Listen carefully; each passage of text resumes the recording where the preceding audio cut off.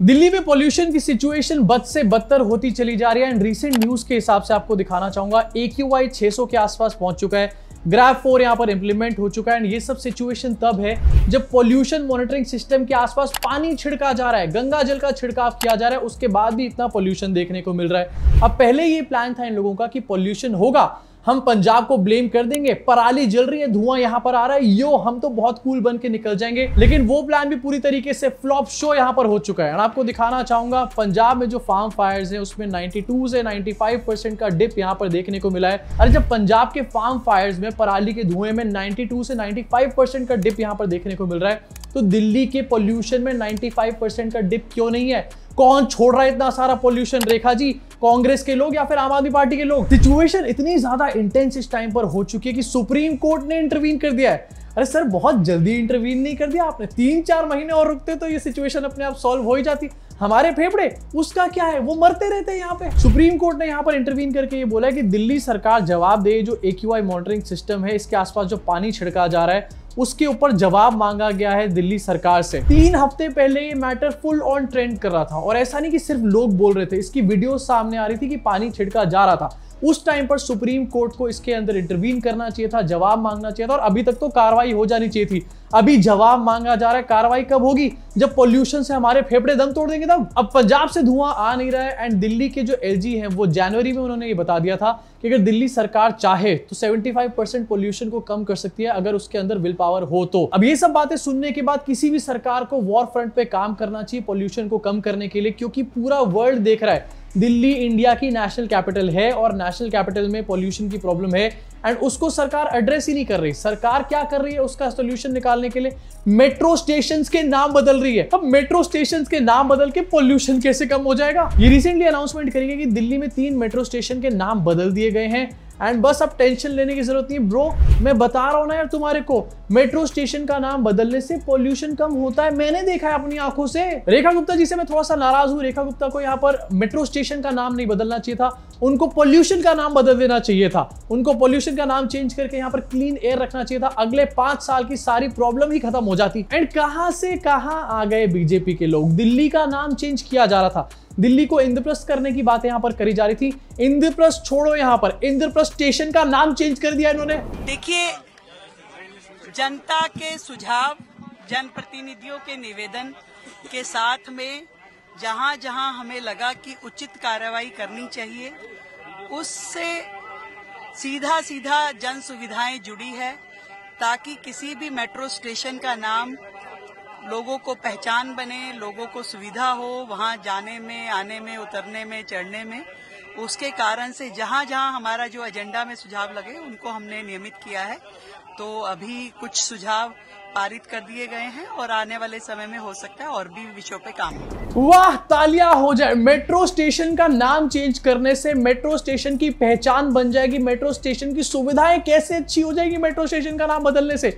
मतलब पॉल्यूशन तो एक नेक्स्ट लेवल चीज है, पॉल्यूशन तो इससे कभी खत्म होने नहीं वाला, लेकिन मेट्रो स्टेशन की प्रॉब्लम्स जो उसके आसपास की होती हैं वो मेट्रो स्टेशन का नाम चेंज कर तो ठीक हो जाएंगी। ऐसे तो अगर कचरेदान की प्रॉब्लम है, दिल्ली में कचरे के जो पहाड़ बने हुए हैं आजादपुर में अलग अलग जगहों पर, उन जगहों का नाम बदल के रख दो, कचरा अपने आप गायब हो जाएगा रातों रात। एंड ये कहा जा रहा है कि जनता के सुझाव से हम मेट्रो स्टेशन का नाम बदल रहे हैं। अरे जनता तो ये भी सुझाव दे रही है कि पॉल्यूशन के ऊपर काम करो, सांस नहीं ले पा रहे, दम घुट रहा है हमारा, लेकिन वो वाला सुझाव नहीं लेना, ये वो वाला सुझाव लेंगे जहां पर नाम बदलेंगे एंड नाम बदल के निकल लेंगे। इसके अलावा रेखा आंटी ये भी कह रही कि मेट्रो स्टेशन में चढ़ने उतरने में आसानी होगी लोगों को। कौन सा मेट्रो स्टेशन ऐसा है जिसका नाम बदलने से आपको चढ़ने उतरने में वहां पर आसानी हो जाएगी? मेट्रो स्टेशन जब हम चढ़ते उतरते हैं तो सीढ़ियों से, लिफ्ट से, एस्केलेटर से चढ़ते उतरते हैं। किसी का नाम लेके चढ़ते उतरते हैं क्या? रस्सियों से चढ़ रहे हैं क्या हम? विकासपुरी याद करो पिछली बार जब तुम मेट्रो स्टेशन गए थे, राजीव चौक का ले लो, राजीव चौक की सीढ़ियां उतरते टाइम क्या तुमने राजीव चौक बोला था? क्या राजीव चौक बोलने से तुम्हारा सीढ़ियों का सफर आसान हो सकता है? लेकिन यहां पर ऐसा बताया जा रहा है और ये कोई और नहीं है, ये दिल्ली की CM है भाई। मतलब कैसे से कैसा CM मिल गया यहाँ पर दिल्ली को। But on a very serious note, कौन सी प्रॉब्लम सिचुएशन सॉल्व हो जाएगी ये नाम बदल के? मेट्रो स्टेशन के आसपास एक नहीं, पोल्यूशन तो छोड़ दो, 10 तरीके की प्रॉब्लम्स होती हैं। मेट्रो स्टेशन के आसपास इको रिक्शाज बहुत सारे खड़े होते हैं एंड इनका मैनेजमेंट बहुत पुअर होता है। कई बार मेट्रो स्टेशन के नीचे अगर कोई रेड लाइट है तो उसका मैनेजमेंट बहुत ज्यादा खराब होता है। पेडिस्ट्रियन के लिए कोई सही तरीके से रास्ते नहीं बनाए जाते और जो फुटपाथ होते हैं मेट्रो के नीचे के, वो फुल ऑन भरे हुए होते हैं जो स्ट्रीट वेंडर्स होते हैं उनसे, एंड उनसे डेफिनेटली पैसे ही लिए जाते हैं और कुछ नहीं किया जाता, मतलब करप्शन करके उनको वहां पर खड़ा किया जाता है। ये 10 तरीके की प्रॉब्लम है मेट्रो स्टेशन के आसपास और ये सिर्फ टिप्स पे है मेरे। अगर मैं कहीं जाऊंगा तो और 10 तरीके की आपको दिखा भी दूंगा। लेकिन नाम चेंज करने से इन प्रॉब्लम्स का क्या सॉल्यूशन निकलने वाला है? नहीं निकलने वाला, मूर्ख तो बनी जाएगी जनता। एंड इसके अलावा सबसे मेजर चीज, पॉल्यूशन जहां पर इतना है, क्या इन मेट्रो स्टेशन का नाम चेंज करने के बाद इनका AQI 600 से 200 या 150 हो जाएगा? ऐसा कुछ भी नहीं होने वाला। सिर्फ नाम बदल के लोगों को ये दिखाया जा रहा है कि हम तो देखो बहुत काम कर रहे हैं हमारे देश के लिए, नाम बदल रहे हैं, पहचान बदल रहे हैं। अब ये लोग तो डेफिनेटली यहाँ पर चोमू पने की हरकतें कर रहे हैं, लेकिन इससे भी ज्यादा चोमू वो लोग हैं जो ऐसी पॉलिटिक्स में बिलीव करते हैं, ये सोचते हैं कि भाई बीजेपी तो बहुत बड़ा बदलाव यहाँ पर लेकर आ जाएगी, लेकिन बदलाव के नाम पे क्या मिलता है? मेट्रो स्टेशन का नाम चेंज। अब दिल्ली के पोल्यूशन में क्या बदलाव आएगा ये तो देखेंगे टाइम के साथ, लेकिन अभी के लिए आगे की न्यूज पे बढ़ते हैं। एंड शेख हसीना को यहाँ पर मौत की सजा सुनाई गई है इंटरनेशनल क्राइम्स ट्रिब्यूनल के द्वारा। शेख हसीना को मौत की सजा सुना दी, लेकिन शेख हसीना तो यहाँ पर इंडिया के अंदर बैठी हुई है। अब एक तरीके से कहा जा सकता है कि एक बहुत बड़ी क्रिमिनल इंटरनेशनल क्राइम्स ट्रिब्यूनल ने जिनको कह दिया है, उस क्रिमिनल को हमने इंडिया में पनाह दे रखी है। क्यों दे रखी है? और वो तो कोई सनातनी भी नहीं है भैया। अब यूजुअली बीजेपी, इनका IT सेल, इनकी गोदी मीडिया मुसलमानों को भर भर के टारगेट करता है, लेकिन शेख हसीना को टारगेट क्यों नहीं किया जा रहा?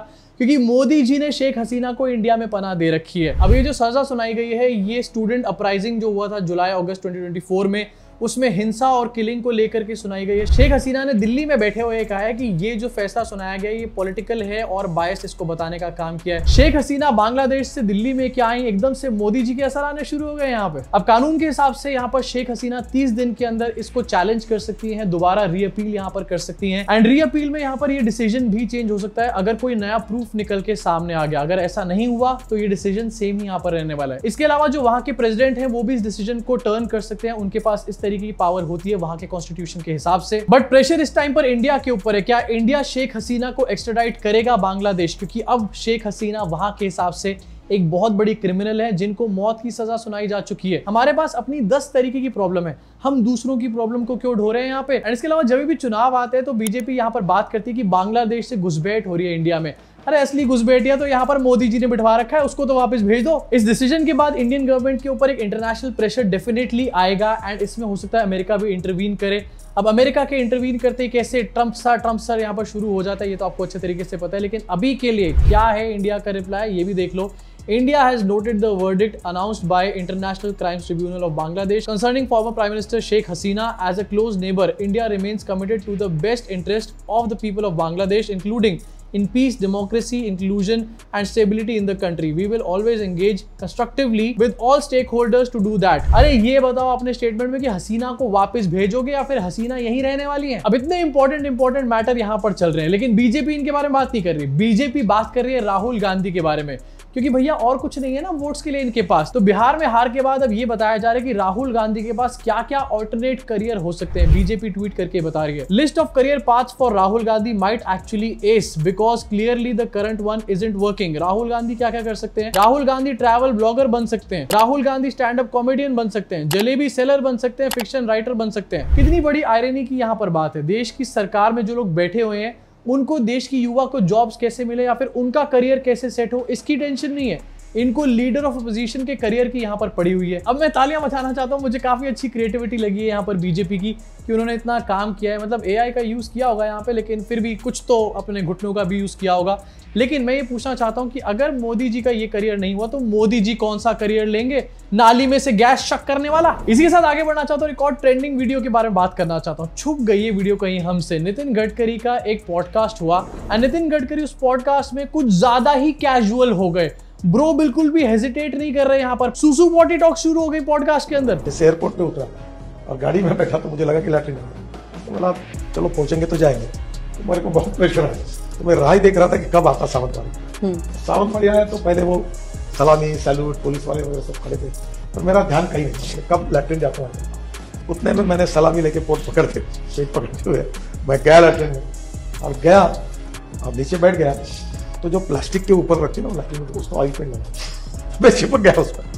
तो मैं इतनी मुझे तकलीफ ही ना उठने में, मेरे बाल निचोड़िए। हमारे देश के रोड एंड ट्रांसपोर्ट मिनिस्टर है, पॉडकास्ट में जाके रोड्स के बारे में बात करेंगे? नहीं, ये पॉटी के बारे में बात कर रहे हैं। पॉट पे बैठे, उस पे पेंट लगा हुआ था, इनके बाल चिपक गए एंड बाल सारे खिंच गए, इसके बारे में नितिन गडकरी बता रहे हैं। यार ये कैसे लोग हैं? पता नहीं लोग बीजेपी को वोट कर रहे हैं या फिर नहीं कर रहे, लेकिन इनकी सरकार बन रही है एंड लोग इनसे ये उम्मीद रख रहे हैं कि यहाँ पर ये लोग काम करेंगे, पूरा मैंडेट है इनके पास। लेकिन ये लोग क्या कर रहे हैं? इंटरव्यू में जाकर के ये बता रहे हैं कि मैं पॉट से चिपक गया था, मेरे सारे बाल खिंच गए, मैं क्या करूं? अरे सर, किसी को नहीं पड़ी ये जानने की कि आपके पैरों पे कितने बाल हैं। और डेफिनेटली ये जो इंटरव्यूअर है इनको तो बिल्कुल भी नहीं पड़ी होगी, लेकिन bro just got to comfortable. वैसे ऐसा कभी कभी हो जाता है कि किसी लड़की के साथ आप बात करते करते कुछ ज्यादा ही कंफर्टेबल हो जाते हो। अब वैसे नितिन गडकरी जो बात यहाँ पर कर रहे हैं ये उनके साथ हुआ होगा, लेकिन क्या ये बातें एक पॉडकास्ट में शेयर करनी चाहिए? एक महिला इंटरव्यूअर के सामने ऐसी बातें बोलनी चाहिए? क्या नितिन गडकरी को अपने मिनिस्ट्री की बात नहीं करनी चाहिए? मोदी जी दिखाते हैं कि उनकी सरकार 24/7 वर्क मोड में यहाँ पर है, बस जनता के लिए समर्पित है, काम करे जा रहे हैं। लेकिन दूसरी तरफ पॉडकास्ट में जाकर ऐसे हक कराते हैं ये लोग। इसी के साथ आगे बढ़ना चाहूंगा और एक और ट्रेंडिंग वीडियो हमारे सामने है। ये छत्तीसगढ़ की वीडियो है जहां पर एक स्कूल में बच्चों को एक टीचर पढ़ा रहे हैं एंड नोज की स्पेलिंग क्या होती है? NOSE? नहीं, NOGE, नोज। नोज, नोज बने नाक।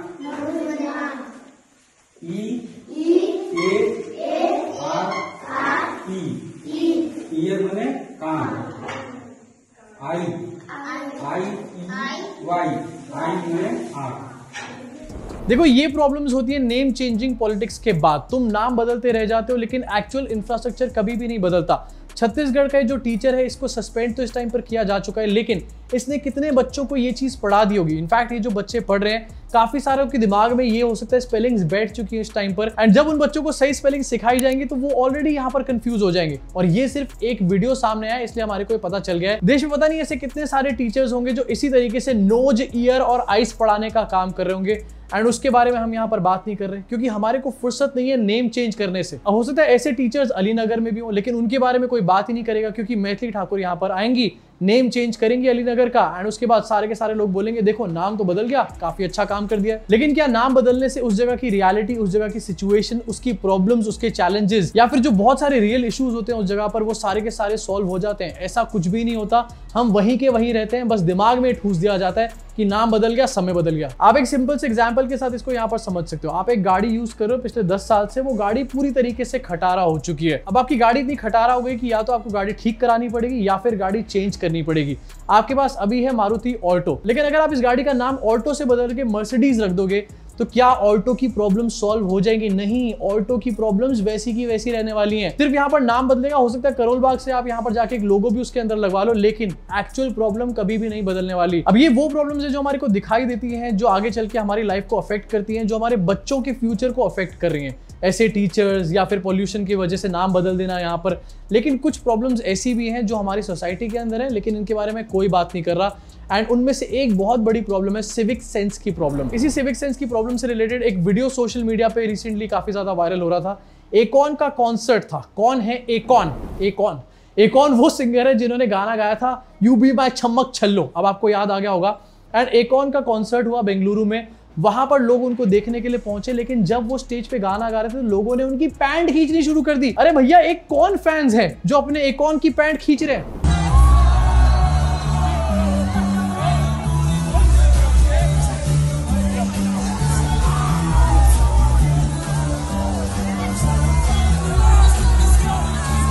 मतलब इंटरनेशनल स्टार इंडिया में आया हुआ है, बेंगलुरु में परफॉर्म कर रहा है, एंड वहां पर लोगों को इतनी भी अकल नहीं है कि उसकी पैंट तो मत खींचो। यहाँ पर कुछ लोगों के हिसाब से ऐसी हरकतें करना बहुत कूल है, बहुत स्वैग होता है ऐसी हरकतों में। जाके एकॉन की पैंट खींच लेता हूँ, उसके बाद 4 लोगों में जाके डींग हाँकने का काम करूंगा कि मैंने तो एकॉन की पैंट को नीचे खींच दिया था। भाई ये कूल नहीं है जो तूने किया था। ये जो तूने किया था ये सबसे बड़ी डमनेस है। ये वीडियो पूरे वर्ल्ड में देखा जाने वाला है, एंड लोग ये बोलने वाले हैं कि भैया कुछ भी करना, इंडिया में जाके परफॉर्म मत करना। यही चोमू एक बहुत बड़ा रीजन थे कि जो बड़े बड़े इंटरनेशनल स्टार्स थे ना, इंडिया में आते नहीं थे। इनफैक्ट अभी भी कुछ ऐसे स्टार्स हैं जो इंडिया में नहीं आते परफॉर्म करने के लिए, इनकी वजह से वो आगे भी नहीं आने वाले, उनको भी डर लगेगा हमारी पैंट ना खींच ले कहीं। वैसे एक कौन पहले ऐसे परफॉर्मर होंगे जो अपने ही कॉन्सर्ट में खुद ही हरास होके यहाँ पर आ गए? अरे यार, इंडियन परफॉर्मर्स से सीखिए। उदित नारायण जी दूसरों को हरास करते हैं यहाँ पर, एक कौन खुद हरास हो रहे हैं। इनफैक्ट अगर मैं थोड़ा सा ब्रॉडर टर्म पे इस पे बात करूं तो ये सिविक सेंस की भी प्रॉब्लम नहीं है, ये पब्लिक डेकोरम की प्रॉब्लम है। तुम्हारे को डेकोरम मेंटेन करना नहीं आता, उसके बाद तुम कहते हो कि यार हम तो विश्वगुरु बन गए। क्या इस तरीके से बाहर के आर्टिस्ट इंडिया आएंगे, उनके कपड़े खींच के हम विश्वगुरु बन सकते हैं? एक्चुअली प्रॉब्लम यहाँ पर यही है, इस टाइम पर विश्वगुरु जैसे बड़े बड़े नारे तो दिए जा रहे हैं और नैरेटिव भी सेट कर दिया जाता है मीडिया के थ्रू, लेकिन एक्चुअल सिचुएशंस, एक्चुअल प्रॉब्लम उनको कोई सॉल्व नहीं यहाँ पर कर रहा। एक्चुअल प्रॉब्लम की ज्यादा हल्ला मचता है तो जगह का नाम बदल देते हैं। अब वैसे आपका इसके बारे में क्या सोचते हैं? नीचे कमेंट सेक्शन में अपनी भड़ास को पूरी तरीके से निकाल डालो। मैं आपसे मुलाकात करूंगा इस चैनल के अगले वीडियो में।